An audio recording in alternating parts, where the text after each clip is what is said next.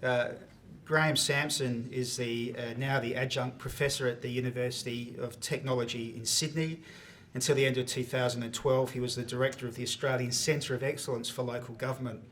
Previously, he was the CEO of the Australian Local Government Association. In 2012-13, Graham was a member of the LGA's Local Excellent Expert Panel and chaired the New South Wales Independent Local Government Review. And more recently, he has advised the Victorian Local Government Association on rate capping and contributed to the current review of the Victorian Local Government Act. So please join me in welcoming Graham Sansom.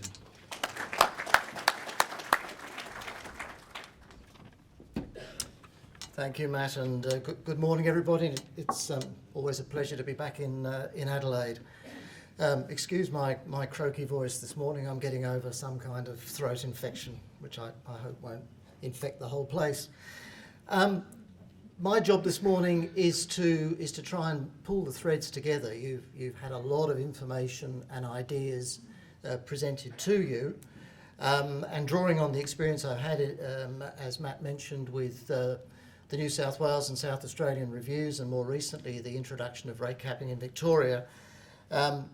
What I want to do is highlight some key themes, and then very much pick up where John Conry just left off, and see if I can give you a bit more food for thought to answer the question, well, if we need to demonstrate as a sector that we've got this stuff under control, that we not only do we not want, but we don't need some heavy-handed new arrangement coming out of the state government, then what steps might we take to bolster our case? And I'll chance my arm, and I'm on a plane later today so I can get out of town, and just suggest to you a few areas whereby, drawing comparisons with New South Wales and Victoria, it seems to me that the LGA and the councils here might get on the front foot.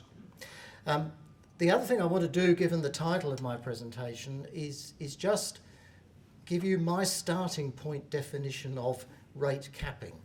And I've had a look at the bill that's proposed to be introduced in the New South Wales Parliament, and it basically follows this definition.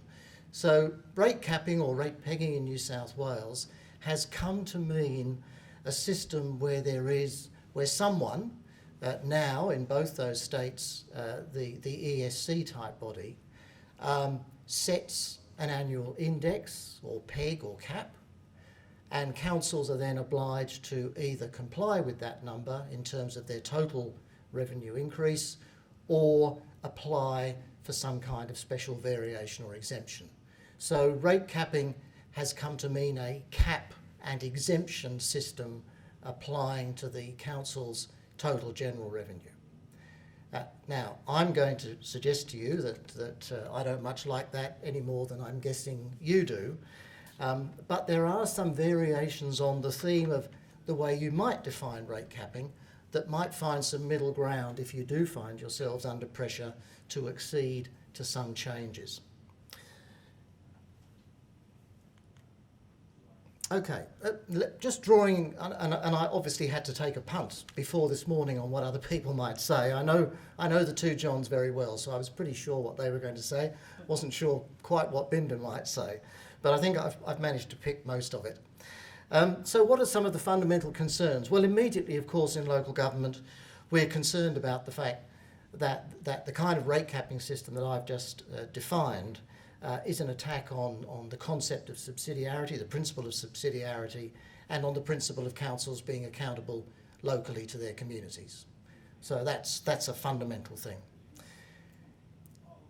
A second very fundamental issue, which hasn't really been mentioned yet this morning, is the local politics of rate capping. Once someone starts publishing an annual index figure, it becomes very hard for councillors, especially in smaller rural councils where they're extremely close to the community, to, let's be blunt, summon up the political courage to say we're going to increase the rates in our area by more than that number. So one of the problems we had in New South Wales, whereas as John Towers told you, it's been in effect since 1979, is that for many years, many councils simply wouldn't touch rate increases, applying for rate increases above the notional cap. And that did enormous damage in terms of generating some of these infrastructure backlogs you've heard about. But more importantly, picking up John Comrie's themes, more importantly, it did a lot of damage in terms of deterring councils from following through on their responsibilities for good quality financial management. There was a tendency to say, well, we can only put the rates up by 3.5%, so Mr. General Manager, go away and do us a budget that involves no more than 3.5%. And the councillors, in many cases, and just be quite blunt about this, really couldn't care less, you know, what was being deferred or what services were changing and so on. So long as the community didn't get too upset and they weren't having to go off and ask for a rate increase above the cap, they just meandered along.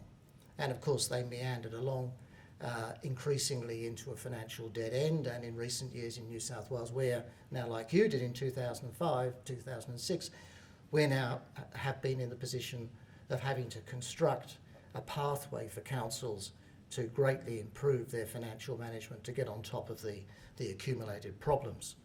And when I chaired the review in New South Wales in 2012-13, we got a lot of new information from various studies that showed we still had a very large number of councils running operating deficits, in many cases very serious operating deficits that would have required rate increases of well over 20% to tackle them.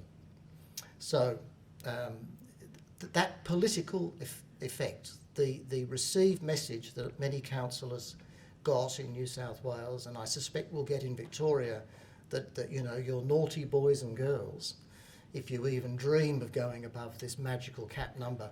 That's an underlying problem, and one of the reasons that I'm philosophically opposed to the cap and exemption approach.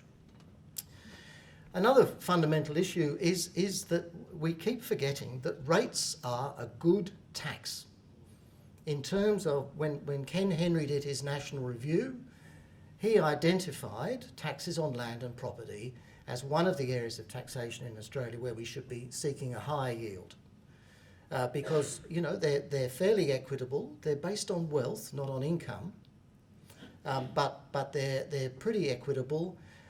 Rates levied on capital improved values or annual assessed values are a reasonable reflection of capacity to pay. There are some areas of society where that doesn't apply, but they're not too bad.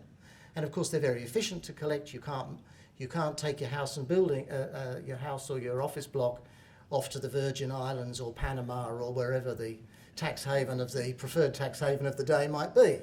So, you know, it's a good tax.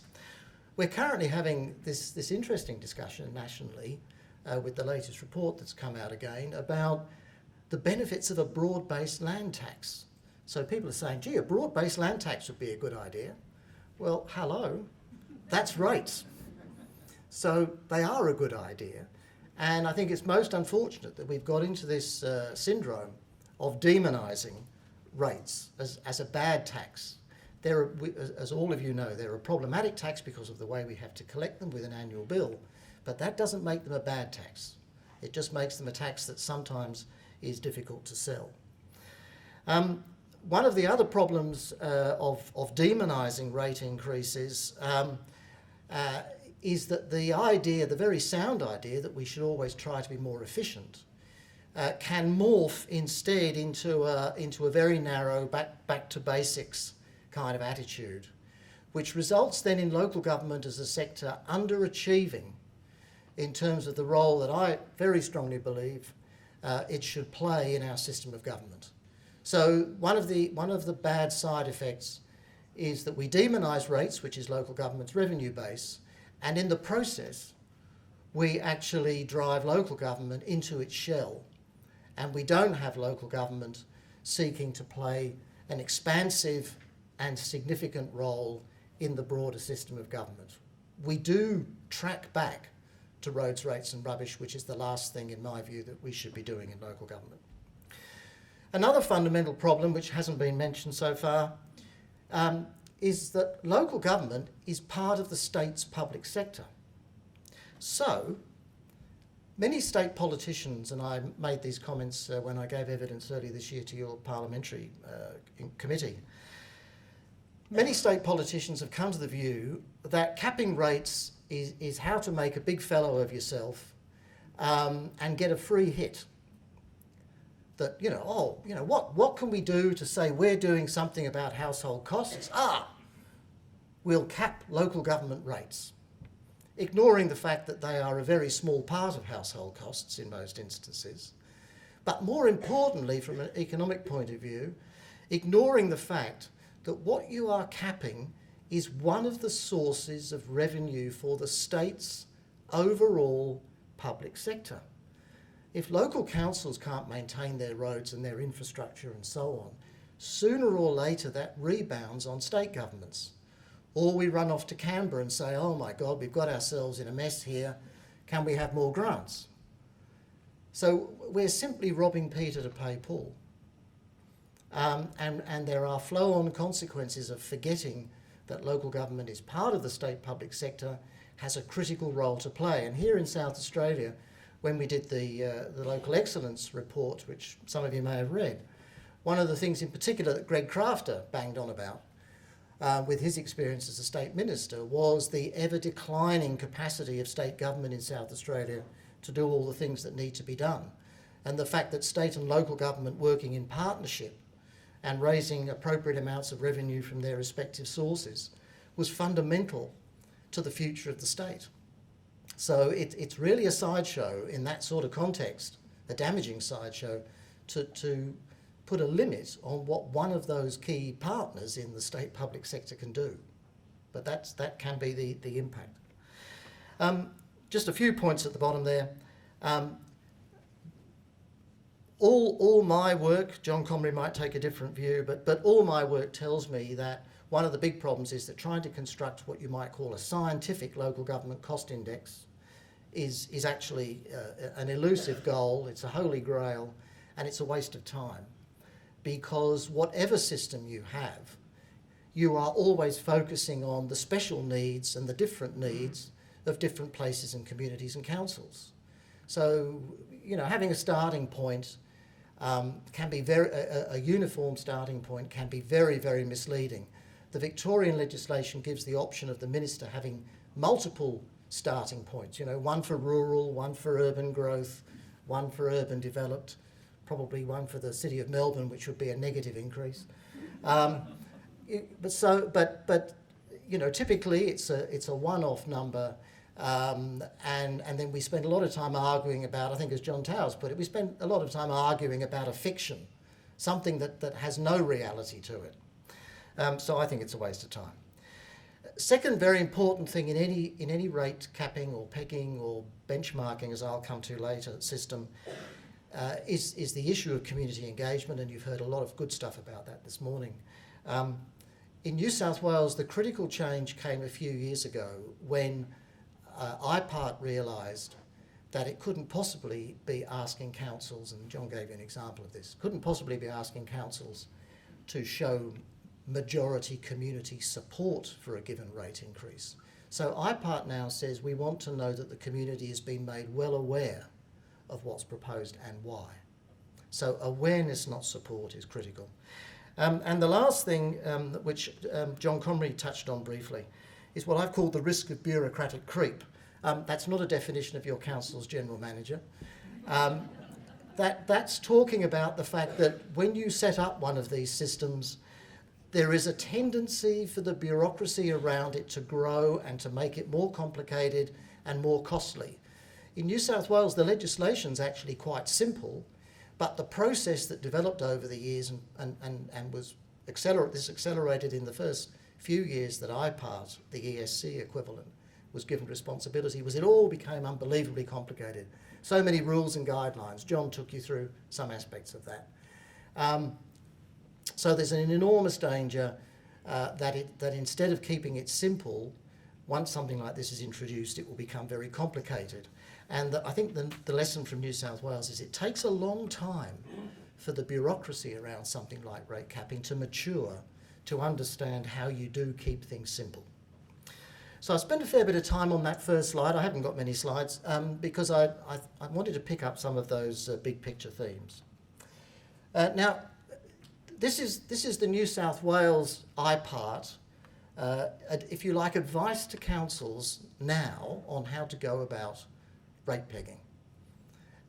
In 2009 in New South Wales, we passed new legislation for what's described as integrated planning and reporting, which is basically a system of long-term strategic planning, long-term asset plans, long-term financial management plans, annual business plans, and then a reporting framework on progress in implementing those documents, with a lot of community consultation embedded in there.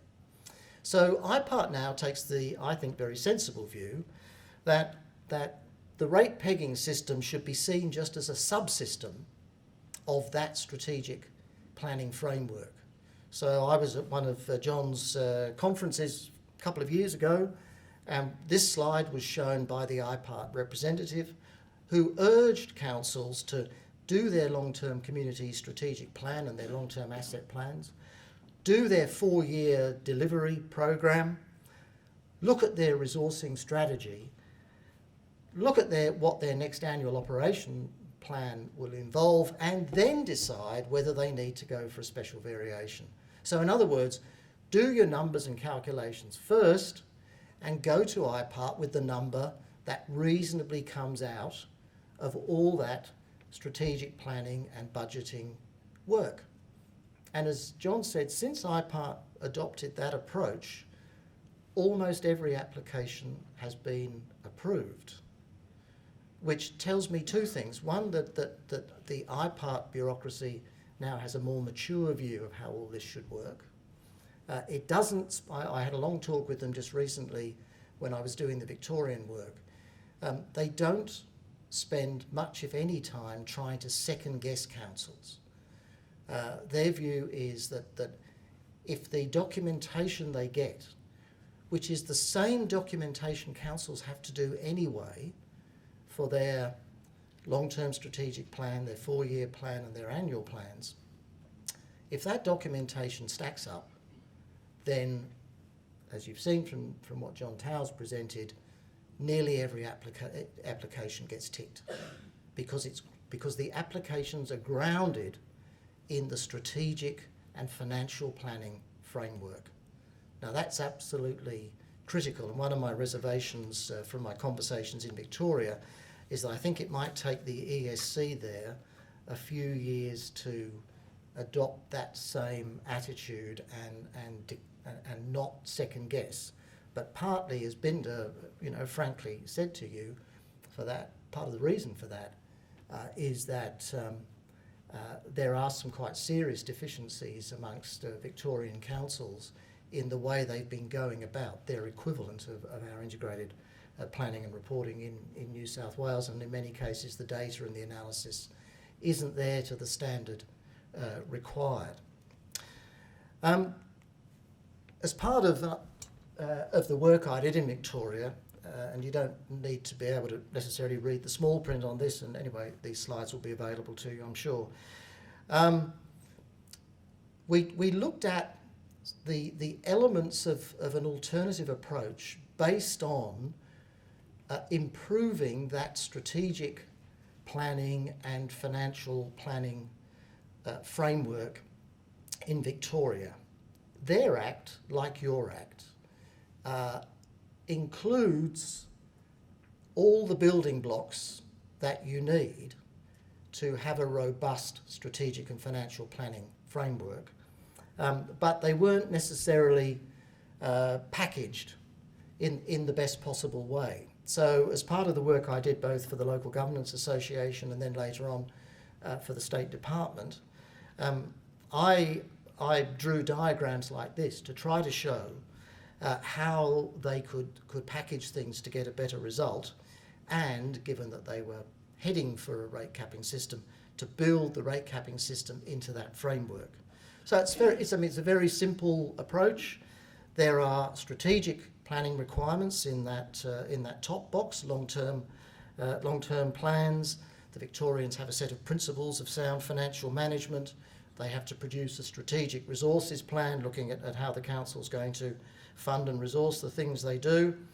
And very importantly, they have a requirement in their Act for regular service reviews, because in 1999, the Bracks government abolished the system of rate capping that Kennett had introduced and replaced it with a set of best value principles, which basically require councils to do rolling, thorough service reviews looking at service levels, scope of services, lots of community consultation.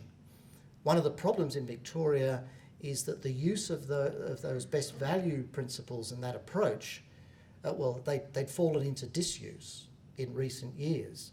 And a very large part of what the rate capping system that's been introduced actually does is duplicate in a different form what councils should have been doing had they applied best value diligently. And I think there's a very, very important lesson in that. Then the Victorians have another set of requirements on the right hand for the budget framework and the process of setting the budget and the process of setting the rates. So that's all spelled out. Then they have a bunch of annual reporting requirements around, how they've gone against their planning objectives and their performance measures. Their performance statement is audited in Victoria, and they are were supposed to be reporting against those best value principles. But as I say, unfortunately for local government in Victoria, many had stopped doing that in any meaningful way, and it's come back to bite them. And then the last box, of course, is audit and review. And we tend to forget this. The audit function is a vital one, absolutely vital one, because it shouldn't just be do the books stack up. It should be more than that, and we spend a lot of time talking about this with the New South Wales Review. It really needs to be about, have we done the things that we said we would do? Are we making efforts at continuous improvement in the way we go about things? How do we compare with other councils? There really ought to be a benchmarking element in there as well.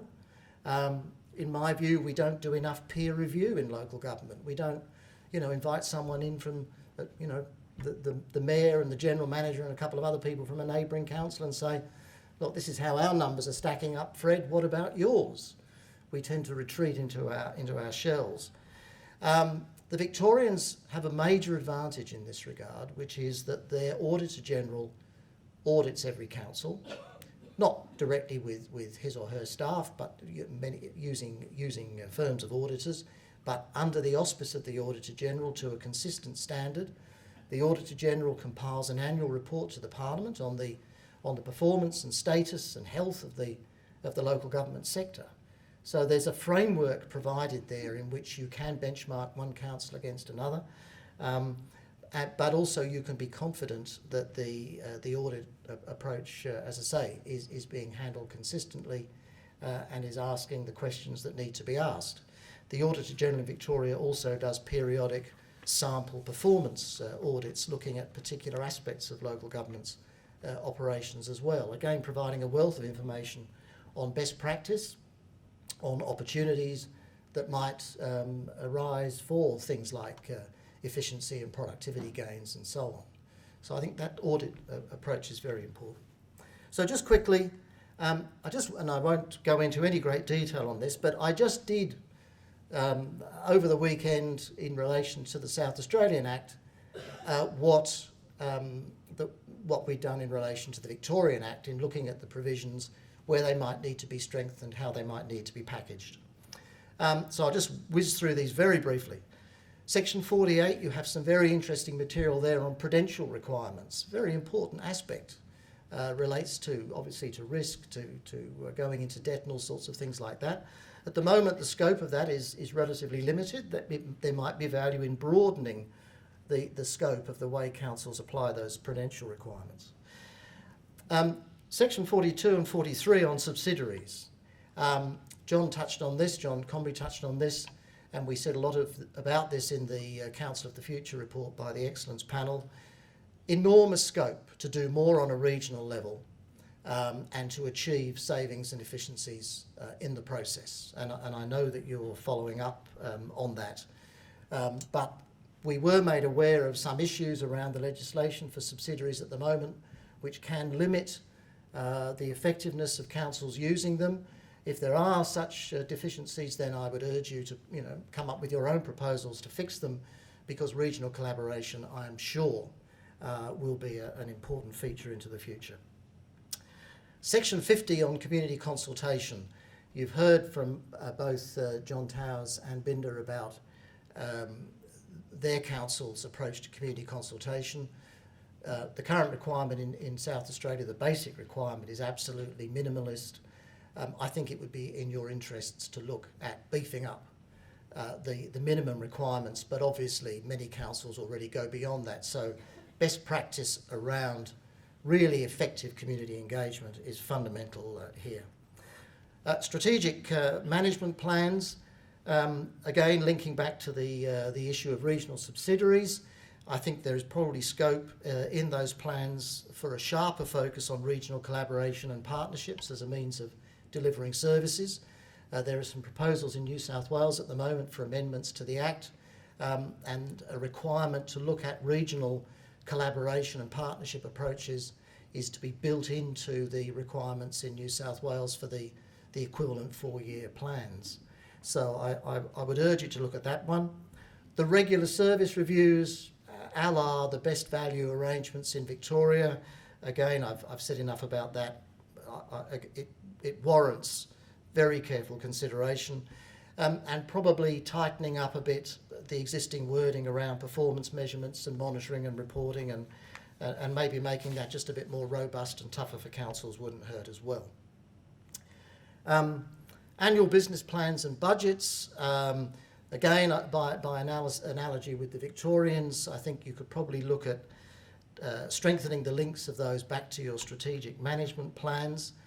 The idea of a revenue policy, I think, is an important one for councils to take a systematic look at their overall revenue mix and to assure themselves and their ratepayers and stakeholders that they are applying that mix in an effective way, and something that John Comrie and Shane Sodhi and others have written about in the past, having a robust set of principles and guidelines around rating, with rates being treated as a tax and subject to taxation principles. The community impact assessment provision that's been mentioned earlier, I don't know how rigorously councils here apply that provision, but it is in the Act, and clearly it's important in the political environment to be able to show that the council is having regard to the impact of all of this on its community. Publicising draft rating proposals. If I'm reading your Act correctly, the council has to publicise a draft budget and hold some meetings around that, but it doesn't necessarily have to say in that exactly what the rating proposals are going to be. I could have that wrong, but and you've got to get out of jail free clause that says if you haven't done the process properly, it doesn't matter, or words to that effect. I think that's what it says. John Comrie's nodding. I'd get rid of that. Not a good look. Not a good look. Councils should be doing the process properly, and if they can't show they've done the process properly, well, I think they should be sent back to square one. Do not pass go. Audit, I've talked about that. I won't go into any more detail. The Excellence Panel recommended that you consider bringing the Auditor General in to provide that uniform auditing standard to enable you to have an annual report to the Parliament. I think there's value in that. I know there are strong views in some quarters in South Australia, as there are in New South Wales. It's happening in New South Wales, and I think there's now a grudging acceptance that it's not a bad idea. But give it some thought. And annual reports and doing more perhaps with annual reports to convince people that you've spent their money wisely and so on, again, wouldn't hurt. So very briefly then, some concluding points. My starting comment and sorry to Stephen, is I do think rate capping is wrong in principle. Rate capping in the way I've described it, that is an annual index and exemption. And I think, and I've used the word silly advisedly, silly policy because of that issue of local government being part of the state sector, and I just don't understand why you would arbitrarily limit a key revenue source to get the things done that state and local government collectively need to do. So that's why I use silly in that context. However, having said that, I think local government's response to any proposal for rate capping or something like rate capping has to be proactive. As John Comrie said, does need to be based on asking the question, well, are we doing things as well as we could? Where are the areas where we might improve the way we go about strategic and financial planning and budgeting and rate setting? Are we being rigorous enough? So I think the response can't just be, this is terrible, go away. I think the response has to be, well, we're taking a responsible look at this, and here's where we think we can do better, and therefore there won't be a need for rate capping. So I think local government itself could propose a package of amendments to the Act, maybe picking up some of the points I've made if they have any validity. And if you did that, and this is where we were trying to get in Victoria, what you would wind up with is what I would describe as rates benchmarking. Everybody would be very open and transparent about the rate setting process. There would be good information on how different councils are going about it. There would be good information on why some councils charge more than others. And councils would be talking to each other about the drivers for rate increases that they face and how they might respond to those drivers. So that's benchmarking. That's cooperative benchmarking within the local government sector, and I think that's never a bad thing. And it's not just for rates, it's for all sorts of things that we do in local government. So give some thought to that. If, shock horror, you do get a state government down the track that says we're going to have rate capping, then my advice is, and I'll just go back to the slide, my advice is to show them something like that slide and draw attention, as I didn't do earlier, to the arrow across the middle. That if the state government really believes that from time to time some councils overdo it, you don't take a sledgehammer to crack a peanut. You do what Victoria had and didn't use, which is a ministerial reserve power to intervene if the evidence from reporting and auditing says this council is getting it wrong. You don't, come down like a ton of bricks on the whole sector. You deal with councils where there seems to be an issue, and you have a reserve power to do that. Now, the Victorians could have constructed a system along the lines of that diagram. They chose instead to go for the heavy-handed approach, which I think is unfortunate. Because coming back to my starting point, the thing that you want to avoid at all costs, in my view, is rate capping in the sense of an annual index and an exemption process. Kiss of death. But to prevent that, come up with something that looks convincing as an alternative if the pressure comes on. Thanks.